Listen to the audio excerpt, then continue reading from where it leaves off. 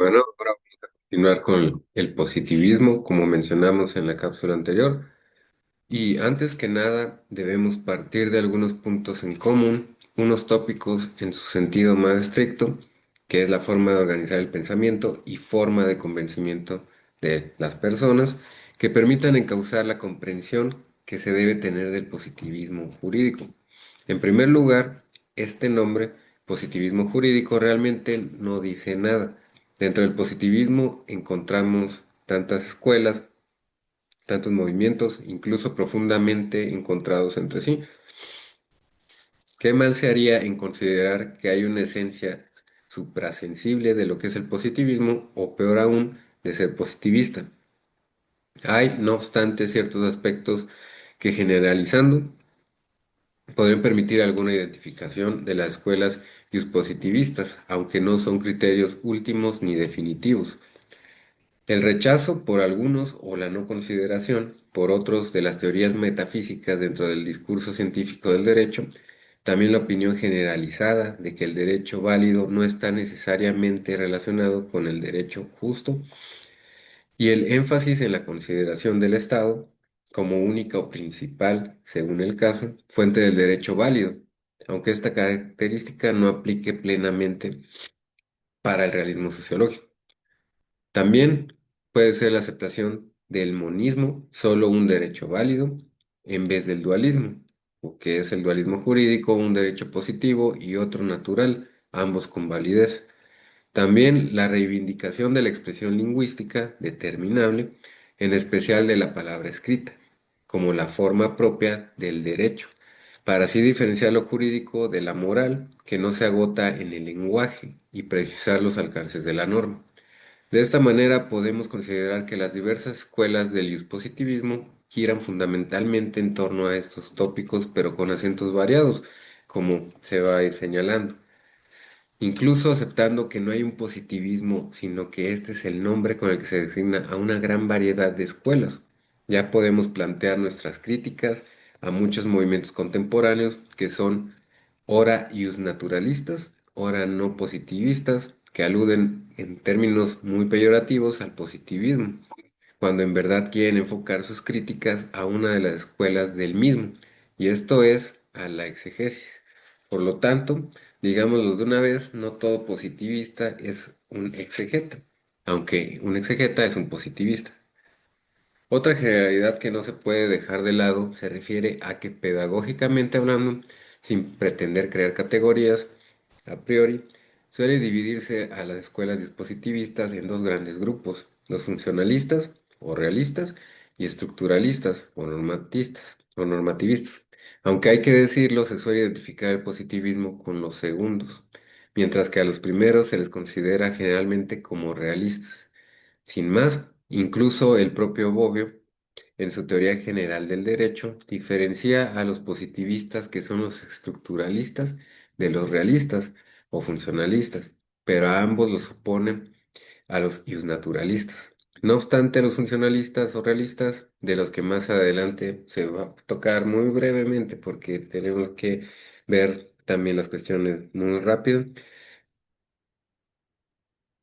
en términos generales, mientras el funcionalismo se centra más en la pregunta por el derecho eficaz, ya sea ante los jueces o ante la sociedad, el estructuralismo se centra más en la pregunta por la validez de la norma a partir del ordenamiento jurídico. Y de esta forma, un funcionalista se pregunta por la función del derecho en campos judiciales o sociales, mientras que el estructuralista define el derecho mismo desde la norma jurídica y desde el ordenamiento jurídico. Sin embargo, las fronteras entre funcionalismo y estructuralismo no son del todo claras, puesto que, como bien lo demostró Guy Borg, ninguna ha podido prescindir por entero de la otra al momento de explicar la complejidad del derecho. Kelsen, por ejemplo, consideró que la eficacia determina la validez de la norma, ya en sentido individual o del ordenamiento jurídico. En tres casos, la costumbre, pues solo puede ser costumbre la que es eficaz en un entorno social. La revolución solo puede modificar una norma fundamental y por ende la constitución que fundamenta todo un sistema jurídico. La revolución victoriosa y esto es la eficaz y el desuso o costumbre negativa. Si una norma o un ordenamiento no son aplicados durante un buen periodo de tiempo y de forma generalizada, aquella o aquel llegan a perder su validez.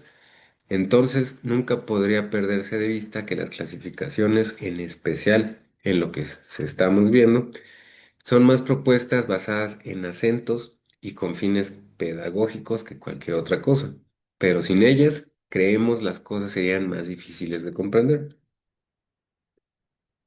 Otra generalidad importante para ser tenida en cuenta tiene que ver con la clasificación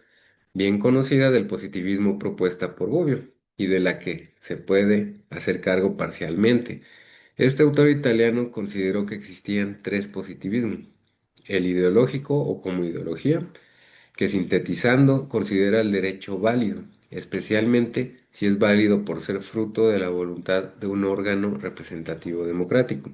como justo y sabio. La validez jurídica sería algo así como la garantía de la justicia y la sabiduría de una norma. Se refiere, pues, Bobbio, a la idea más expandida, aunque no del todo correcta, como se mencionaremos brevemente,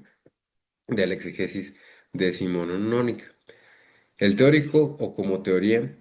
que resumiendo considera que el derecho válido, por lo tanto el que obliga y el que es coercible, es el que es fruto del Estado, por lo que termina por identificar positivismo jurídico con la teoría estatal del derecho. Y el metodológico, o como modo de acercarse al estudio del derecho, que a grosso modo señala que el discurso científico legítimo del derecho no es otro que el que se ocupa del estudio del derecho positivo o válido, y no del derecho que debería ser derecho, es decir, derecho ideal, por lo que la elección determinada y consciente del objeto de estudio es lo que hace un positivismo, dejando de lado otras facetas que, si bien igualmente pudieron ser estudiadas, se dejan en manos de otras disciplinas diferentes a la jurídica. Ahora, también podemos ver, o podemos hablar ahora de la teoría pura del derecho. Y por esto, hablar sobre un filósofo de la talla de Kelsen no es fácil, porque para estudiantes, pero con el rigor del académico, sobre este autor austriaco parece muy complicado y por lo tanto solamente se van a hablar algunos rasgos generales. Y por ejemplo, sobre lo que estamos hablando de la teoría pura del derecho, que fue planteada por Kelsen, pero sin llegar a creer que la escuela se reduce a su padre, dado que fueron muchos los que la cultivaron, sugiriéndole así a todas las personas, a todos los alumnos, a todos los abogados, que complemente más que solo con Kelsen la teoría pura del derecho. Y antes que nada, Kelsen es fruto del modelo cientificista universitario que fue desarrollado a lo largo del siglo XIX. Incluso la comprensión de la teoría pura del derecho exige claridad en los desarrollos filosóficos al interior de las escuelas antiformalistas, fundamentalmente alemanas del siglo XIX y principios del XX. Y es el propio Kelsen, en el prólogo de su primera edición, quien llama la atención al respecto. La teoría pura del derecho puede ser entendida como la continuación de tesis que ya se anunciaban en la ciencia jurídica positivista del siglo XIX. A pesar de ello, y como se ha estado mencionando, el propio Kelsen no dejó de criticar estas escuelas al considerar que había en ellas muchos elementos ideológicos y políticos, como el nacionalismo, que impedían que éstas se expresaran adecuadamente como teorías positivistas. Por ejemplo, escribió una de ellas diciendo: la doctrina de la escuela histórica del derecho es, sin embargo, ella misma una disfrazada doctrina naturalista, en tanto que declara el Volksgeist como la fuente del derecho, del único derecho verdadero y eficaz, y hace provenir de este el derecho de la misma manera que la doctrina naturalista hacía provenir al derecho natural de la razón. La escuela histórica del derecho es una doctrina naturalista conservadora y antirrevolucionaria. Y este juicio no es para menos si se tiene en cuenta que Kelsen, emulando de esta manera la metodología crítica de Kant, frente a la razón pura y práctica, considera como positivista solo a quien pida credenciales de legitimidad a la razón jurídica para encontrar de tal manera la esencia fundamental y diferenciadora de lo jurídico. Esto es, limpiar la casa de cualquier componente extrajurídico. Vale decir, liberar a la ciencia jurídica de todos los elementos que le son extraños, en especial de los juicios morales conocidos con el nombre del derecho natural. Ahora bien, para iniciar o para empezar o hablar de los aportes de Kelsen, reduciéndose especialmente nada más a lo que empezamos diciendo la teoría pura del derecho, que esta obra cuenta con 12 ediciones básicas y decenas de reimpresiones en diferentes idiomas, una de 1934 y otra de 1960, 1962, se pueden anclar en tres frentes que son planteados por Bobbio, que es el positivismo metodológico, positivismo teórico y rechazo al positivismo ideológico. Sobre el positivismo metodológico, Kelsen planteó que el discurso científico del derecho, si quería ser tal, debía ser puro, y esto es partir del rechazo de cualquier ideología, moral, política, etcétera, o cualquier elemento de interpretación extrajurídico, como la sociología, la teoría política, la economía, la teología, la historia, etcétera,